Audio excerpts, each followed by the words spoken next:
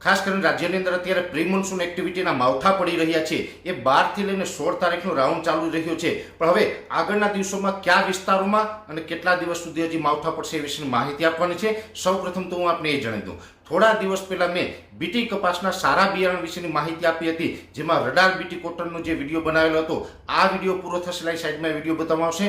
જે મિત્રો એ વિડીયોનો જોયો હોય આ વિડીયોના અંતમાં એ વિડીયો જોઈ લઈએ. હવે ખાસ કરીને 12 મે થી લઈને 16 મે સુધીનું જે પ્રી મોન્સૂન એક્ટિવિટીનું જ્યાં માવઠું પડી રહ્યું છે ને એની અંદર રાજ્યની અંદર 12 મે થી લઈને ઘણા વિસ્તારોની અંદર માવઠું પડ્યું. અમે જે અગાઉથી ચેતવણી આપતા હતા એ જ મુજબના વિસ્તારોમાં આ વરસાદ વરસી રહ્યો છે. ખાસ કરીને અમારું જે અનુમાન હતું કે ગાજવીજ અને પવન સાથે વરસાદ પડશે, એ જ મુજબ ગાજવીજ અને પવન સાથે આ વરસાદ પડી રહ્યા છે. જેમાં એક વાત અલગ છે કે ગઈકાલે એટલે કે 14 મે 2024 ના રોજ જે અમારું અનુમાન હતું એ મુજબનું કોઈ જગ્યાએ ગઈકાલે કોઈ ખાસ વરસાદ નથી પડ્યો. પણ આજે 15 તારીખની રોજ વાત કરવા જઈએ તો જેવી રીતે અમે માહિતી આપેલી જ હતી 14, 15, 16 આ તમામ દિવસોમાં વરસાદ પડશે. એમાં 14 તારીખે નથી પડ્યો, પણ આજે 15 તારીખના રોજ કચ્છના અનેક વિસ્તારોની અંદર, નખત્રાણા સહિતના અનેક વિસ્તારોની અંદર માવઠાના વરસાદો પડ્યા છે.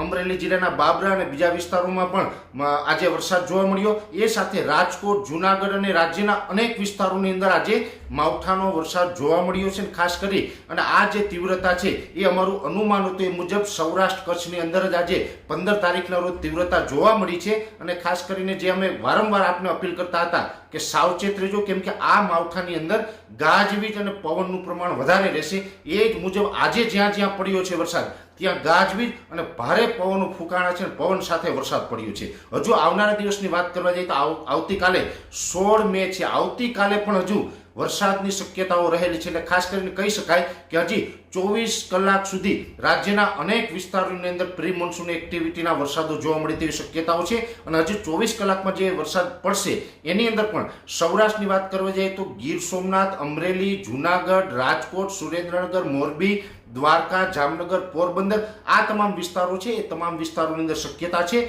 જોકે બધા જ ગામડાઓમાં થાય, બધા જ તાલુકામાં થાય એવી શક્યતાઓ ઓછી રહેલી છે. બધા જ વિસ્તારોમાં નહીં થાય, કેમ કે આ સાર્વત્રિક વરસાદ ન હોય. પણ મેં આપને નામ આપ્યા એ જિલ્લાના તમામ સેન્ટરો એવા હશે કે જ્યાં શક્યતાઓ રહેલી છે. બીજી શક્યતા છે કચ્છમાં. કચ્છમાં ખાસ કરીને 24 કલાક દરમિયાન એટલે કે 16 તારીખે મોડી રાત સુધી જે વરસાદ જોવા મળશે એ રાપર તાલુકો અને કચ્છના દરિયાઈ કાંઠાના તમામ તાલુકામાં આ વરસાદ જોવા મળે તેવી શક્યતાઓ છે. ઉત્તર ગુજરાતના બનાસકાંઠા અને પાટણ જિલ્લાની અંદર તીવ્રતા રહેશે અને બીજા વિસ્તારોમાં પણ છૂટાછવાયા હળવા સામાન્ય મધ્યમ વરસાદો જોવા મળે તેવું એક અનુમાન છે. એ સાથે મધ્ય ગુજરાતના જે વિરમગામ હોય, સાણંદ હોય કે અમદાવાદ, ગાંધીનગર જેવા વિસ્તારો છે અને ભાલ વિસ્તારના અમુક ગ્રામ્ય વિસ્તારો છે, આ તમામ વિસ્તારોમાં પણ આવનારા 24 કલાક એટલે 16 મે 2024 રોજ મોડી રાત સુધી પવન સાથે વરસાદની શક્યતાઓ છે. એટલે ખાસ કરીને અત્યારે આજે 15 તારીખ થઈ ગઈ છે, હજુ 16 તારીખે મોડી રાત સુધી જે વરસાદની શક્યતાઓ છે જેમાં સૌરાષ્ટ્ર, કચ્છ, મધ્ય ગુજરાતના અમુક ભાગ અને અમુક ભાગો છે ઉત્તર ગુજરાતના આ તમામ વિસ્તારોની અંદર વરસાદની શક્યતાઓ રહેલી છે. 17 તારીખથી કદાચ આમાંથી આપણે છુટકારો મળશે અને એ જે છુટકારો મળશે કે શું થશે એની માહિતી આવતીકાલના વિડીયોમાં આપવામાં આવશે. પણ હજુ 24 કલાક સુધી